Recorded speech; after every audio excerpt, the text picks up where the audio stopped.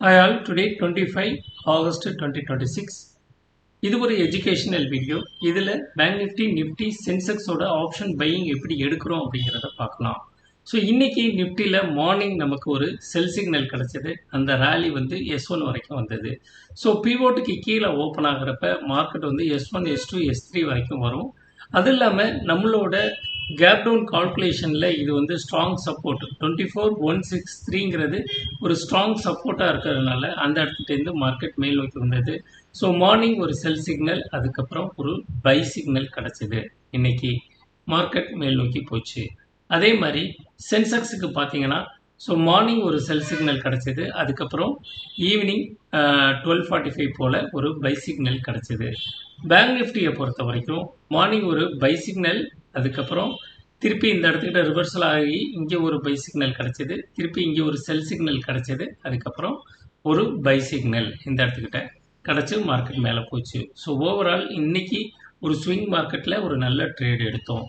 லைவாக நடக்கிற ஜூம் மீட்டிங்கில் நீங்கள் பார்ட்டிசிபேட் பண்ணணும். இந்த லெவல்லாம் எப்படி நடக்கணும் அப்படின்னா இந்த காண்டாக்ட் நம்பர் 7338879730க்கு நீங்கள் வாட்ஸ்அப் பண்ணுங்கள். I will send the details.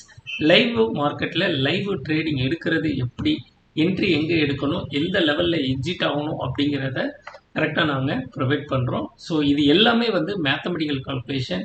பிளைண்டாக வந்து ஒரு கேண்டில் மேலே ஏறுது, ஒரு கேண்டில் கீழே இறங்குது அப்படிங்கிறது இல்லாமல் பியூர் மேத்தமெட்டிக்கல் கால்குலேஷனில் நீங்கள் வெயிட் பண்ணீங்க அப்படின்னா இன்றைக்கி ஒரு நல்ல லெவல் கிடச்சிருக்கும். ஃபார் எக்ஸாம்பிள் இந்த கேப் டவுனுக்கு நாங்கள் ஒரு லெவல் போட்டிருந்தோம்.